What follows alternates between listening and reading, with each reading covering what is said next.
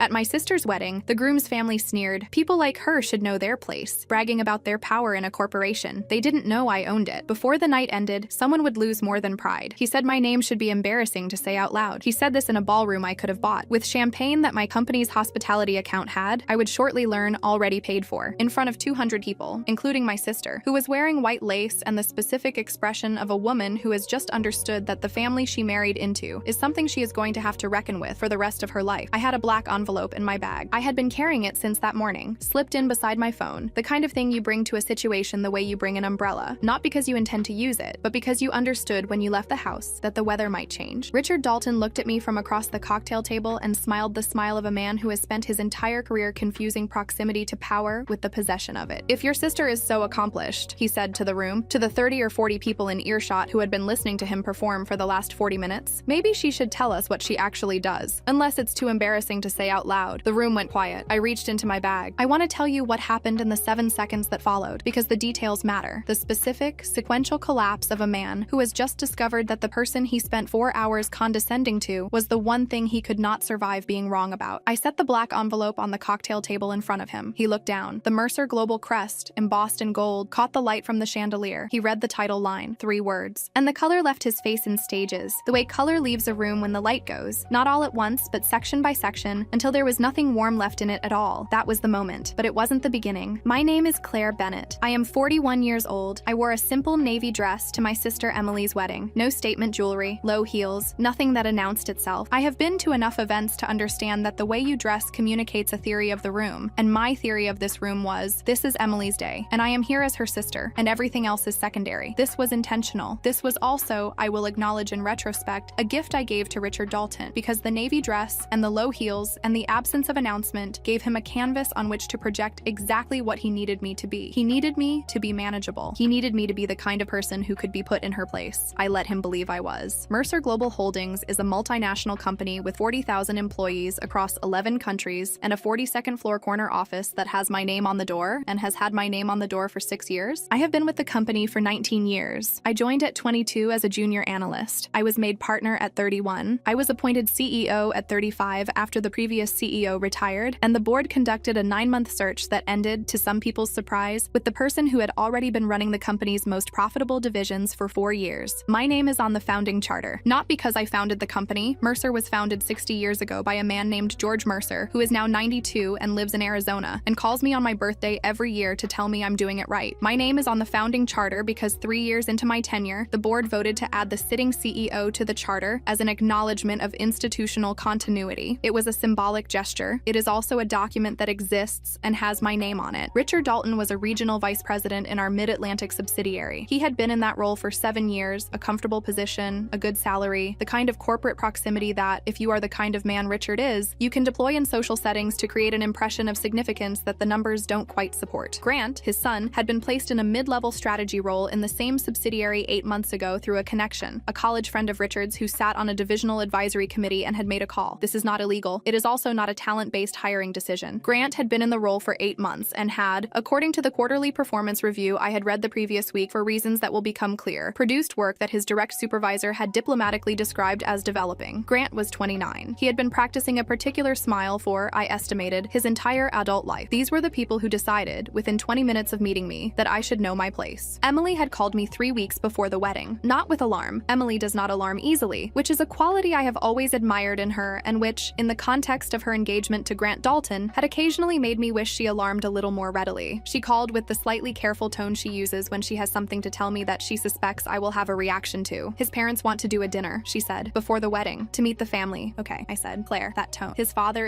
he's a particular kind of person. I want you to know that going in. What kind of person? A pause. The kind that needs to be the most important person in the room. I understood her. Emily, I said, I'm coming to your wedding as your sister. That's it. Whatever he needs to be, he can be it. You're going to want to say something, she said. I know, I said. I won't. I meant it when I said it. The pre-wedding dinner was on a Friday evening at a restaurant Grant's parents had selected, a place that was expensive in the way that requires advance reservation and communicates a message about who is setting the terms. There were 12 of us at the table. Emily and Grant, Richard and Vanessa Dalton, Richard's brother and sister-in-law, our parents, 2 friends of the couple, and me. Richard shook my hand without warmth when we arrived. Emily tells us you work in business, he said. The slight emphasis on work, the slight upward inflection on business, as though the word required verification. I do, I said. He chuckled. The specific chuckle typical of a man who has decided something is charming about you when what he means is that it is small. Our family has deep roots in Mercer Global Holdings, he said. Executive level, real influence, the kind of access that most people in business spend careers trying to get. He was addressing the table now, as much as me. Not everyone understands what that world actually looks like from the inside. The table listened, the way tables listen when someone has established dominance over a social situation, with the slight deference of people who have accepted for the duration that this is his room. Vanessa looked at my dress, the navy one, the low heels. People like you should know your place at events like this, she said, pleasantly, with the specific pleasantness of someone who has learned to deliver cruelty in a tone that makes it difficult to respond to directly. Different backgrounds make these gatherings uncomfortable for everyone. Emily went white. My mother made a sound. I kept my face completely still. I'm sure they do, I said. That was my first mistake. They decided the stillness was smallness. The composure was deference. The silence was the silence of someone who had been correctly placed. I let them decide that. And then I went back to my hotel and called my chief of staff. My chief of staff is a woman named Diane Park. She has been with me for 4 years and is the most efficient person I have ever worked with, which is saying something because I work with 40,000 people. I called her at 10:47 p.m. I need a pull on Richard Dalton, I said. Mid-Atlantic subsidiary, regional VP, full profile, performance, access log, anything flagged in the last 6 months, and a vendor relationship audit for the wedding venue and hotel block. Grant Dalton, personal bookings. Diane did not ask questions. She said, by morning. She delivered at 7:14 a.m. I read it over coffee in my hotel room. Richard's performance reviews. Adequate, consistently adequate, the reviews of a man who does not underperform badly enough to be removed, but does not distinguish himself in any direction. Flagged once, 2 years ago, for representing his authority level inaccurately in a vendor negotiation. A warning, documented, closed without further action, but the recent activity. 3 weeks ago, Richard had been removed from the Executive Council, a voluntary advisory body, not a formal board, but one that carried the Mercer name in its communications, and whose members used its affiliation in professional correspondence. He had been removed for a specific reason, misrepresenting his council authority to 2 outside vendors in written communications, implying board-level approval for decisions that had not been approved by anyone above his own level. He had been notified. He had signed the acknowledgement letter. He had continued using the credentials. I read that line twice. Then I read the vendor audit. The wedding hotel block, 48 rooms for 3 nights, had been booked through a corporate hospitality account that Richard still had access to because his access revocation had not yet been fully processed after the council removal. The booking had been made 6 weeks ago. The corporate rate charged to a Mercer hospitality code was $34,000 below what the market rate would have been for the same block. He had used my company's hospitality account to subsidize his son's wedding hotel block. He had used my name, Mercer's name, to get my sister's wedding guests a discount on their rooms, without authorization, without knowledge, on credentials that had been revoked. I set down my coffee cup. I called Diane back. The vendor audit, I said. The hotel bookings. Is that what it looks like? Yes, she said. Get legal on the phone at 9, I said. And have Marcus pull together a credential termination package. Everything, effective tonight. Tonight specifically, Diane said. He's going to be at the wedding, I said. A pause. Understood, she said. I'll have the package ready by noon. I went to get dressed. The navy dress again. The low heels. I put the board meeting invitation, the one from 2 weeks prior, embossed gold lettering on black stock, the kind the board office produces for formal events, into my bag. I had almost not brought it. I had not been planning to use it. I had been planning to let the day be Emily's day. Then I remembered people like you should know your place, and I put it in my bag. The ceremony was beautiful. I want to say that, because it is true, and because Emily deserved it, and because there are 30 minutes I protected that day by making myself be present in them, rather than in everything else. Emily walked down the aisle in white lace, and she was glowing in the specific way of someone who is happy, and knows they are, and is letting themselves know it. Grant stood at the altar with the practiced smile, and I watched him watch her walk toward him, and the smile became something more real for a moment. The involuntary drop of performance that happens when you see something you actually feel, and I thought, he is not his father. I held that. I sat in the 4th row, and I held that for the 30 minutes the ceremony lasted. Then the reception began. Richard started near the bar. He had the room organized around him within 20 minutes. The specific social gravity of a man who enters a party with a prepared self-concept and the confidence to perform it at volume. Champagne, the carrying voice, the Mercer name, deployed every few minutes, a tocsin he rang to mark his position. The board trusts my judgment specifically, he said, to a group of 5 that included Emily's colleagues and 2 of Grant's friends. 40 years of relationship building doesn't happen overnight. Grant will be in senior leadership before he's 40. I'm personally overseeing that development. Vanessa beside him. Some people are born into opportunity. Others are simply fortunate to be invited into rooms they couldn't access otherwise. Several heads turned toward me. I was standing 12 feet away with a glass of water. My phone buzzed. Diane, package delivered to your email. Marcus confirms termination effective 11:59 p.m. tonight. Legal has the credential misuse documentation. Hotel vendor has been notified of unauthorized booking. I opened the email, read the vendor summary, read the credential report, the last line of the hotel section. Unauthorized booking generated $34,000 in corporate rate accommodation benefits. benefit. Applied to Dalton Bennett wedding guest block without authorization. Dalton Bennett. My sister's name was on that booking. He had put my sister's name on a booking he made with stolen credentials. I looked up. Richard was looking directly at me. He raised his champagne glass slightly, the way you raise a glass at someone you've decided is beneath the effort of a real toast. If your sister is so accomplished, he said, to the room, to everyone in earshot, to the 200 people who had gathered to celebrate the beginning of something. Maybe she should tell us what she actually does, unless it's too embarrassing to say out loud. The room went quiet. I set down my water. I reached into my bag. I placed the envelope on the cocktail table in front of him. Black stock, gold embossed crest. My name, printed cleanly beneath it in the font the board office uses for formal correspondence. Claire Bennett, Chief Executive Officer, Mercer Global Holdings. I have thought about this moment many times since, trying to identify the exact sequence of his understanding. The crest first, recognizing it because he has used it on his own correspondence, because it is the symbol he has been deploying for years as a proxy for significance. Then the title line, then the name he had been saying all evening, the name on the building. His name was on the building. His face went through several configurations in approximately 4 seconds. Vanessa made a sound, not words, a sound, the specific involuntary vocalization of someone whose operating assumptions have just been structurally compromised. Grant picked up the envelope. Dad, he said quietly, what is this? Richard opened his mouth. Nothing. You were removed from the executive council 3 weeks ago, I said. My voice was even. It is always even when I am serious, something I learned early in my career, that the quieter you get, the more carefully people listen. The credential misuse has been documented by the security team. Legal has the full package, and the hotel vendor has been notified today of the unauthorized booking made on a corporate hospitality account that you no longer had authorization to use. The room was absolutely still. The hotel block, I continued, because he needed to hear it said in front of these people. 48 rooms, 3 nights, booked 6 weeks ago on Mercer's corporate account at a $34,000 discount below market rate, under my company's name, after your council membership had been revoked. Emily turned to Grant. He used Claire's company to pay for the wedding? Her voice had the particular quality of someone recalculating something they thought they understood. He used her company. Grant was looking at his father with the expression of someone meeting a stranger in a familiar face. Richard found his voice. It was a discount arrangement. It was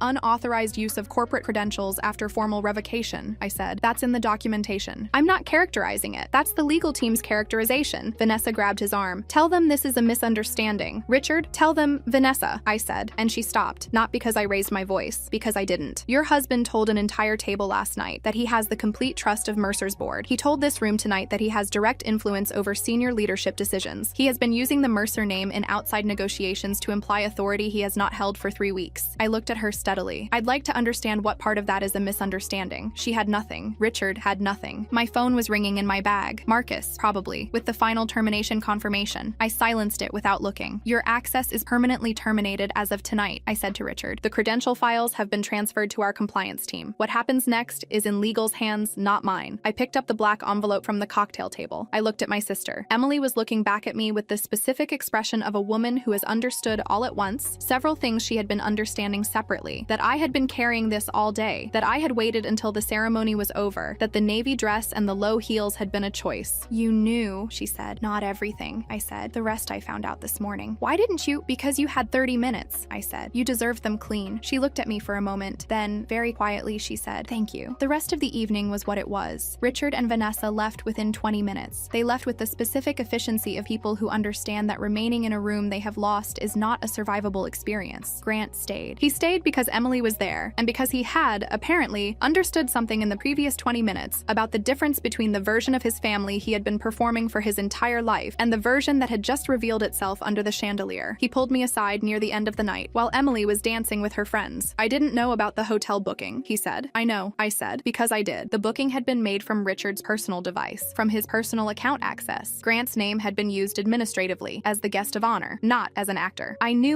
Grant stopped, looked at his hands. I knew he embellished things. I didn't know how much. People rarely know how much, I said, until someone else does the accounting. He looked up. Is Emily going to be okay with all of this? I looked at my sister, dancing, her dress moving, laughing at something her friend said with the free laugh of a person who is in the middle of her best day. Ask her, I said. Not me. He nodded. He walked toward her. I watched him go, and I thought about his face during the ceremony, the moment the practice smile became real, and I thought, he is not his father. I held that. The legal outcome took 4 months. Richard was presented with a civil demand from Mercer's legal team covering the unauthorized hotel booking and the credential misuse, the $34,000 equivalent in corporate rate benefit, plus the legal costs of documentation and compliance review. He settled without litigation, which his attorney probably recommended when he saw the size of the evidence file. His employment with the the company had technically continued through the subsidiary. Regional VP roles are not automatically terminated by executive council removal. After the credential investigation was complete and the civil matter settled, his contract was allowed to expire at its natural end date rather than renewed. He did not have a new role to go to. Grant resigned from his mid-level strategy position 2 months after the wedding. He told Emily he didn't want to be in a place where every conversation about his career involved his father's shadow. He is now working for a smaller firm in a role he got on his own application, with his own resume. His quarterly reviews, according to someone who knows his supervisor, are described as promising. Emily and I had dinner the month after the wedding, the real kind, just the two of us, at a place we have been going since we were in our 20s, where the owner knows our usual order. You waited, she said. You waited through the whole ceremony. It was your 30 minutes, I said. She looked at me across the table. Claire, she said, you've been protecting me my whole life. That's what sisters do, I said. Not like that, she said. I didn't know how to answer that, so I didn't. We ate dinner. She told me Grant had been seeing a therapist, his own choice, his own initiative, to work through the specific experience of discovering that the foundation your self-concept was built on is different from what you were told. How is he doing? I said. Better, she said. Honestly, he's becoming someone I think he always wanted to be. She said it the way you say something about a person you have decided to believe in. Good, I said. I meant it. Vanessa sent a note. Not an apology. I want to be accurate about what it was. It was a note of the type that people write when they understand that an apology is owed, but are not yet able to produce one that is honest, so they produce something adjacent. Regarding the events of the evening, I hope that in time we might find a way forward as families. Some things were said that could have been said differently. I read it twice. I did not respond. Some doors stay closed until the person on the other side decides they understand why the door is closed. That decision is not mine to make for her. The navy dress is in my closet. I keep it there not as a trophy. I want to be careful about that, but as a reminder of something I believe and have believed since early in my career, which is that the most powerful thing in a room is almost never the loudest thing. Power that needs to announce itself is not comfortable in its own skin. Power that has nothing to prove can sit quietly in a navy dress and low heels and wait. Richard Dalton spent 40 years building a performance of significance. He walked into a ballroom where the performance had already been superseded by the reality. He just didn't know it. That's the thing about assumptions. They are very expensive, especially when the person you are making them about owns the building. My sister called me last week. She said, Grant wants to take me to Italy for our first anniversary. She said it the way you say something you can't believe is real. I said, go. She said, come with us. I said, it's your anniversary. She said, you're my sister. I said, let me check my calendar. I already knew I was going. Some things you don't need to deliberate. You just say yes.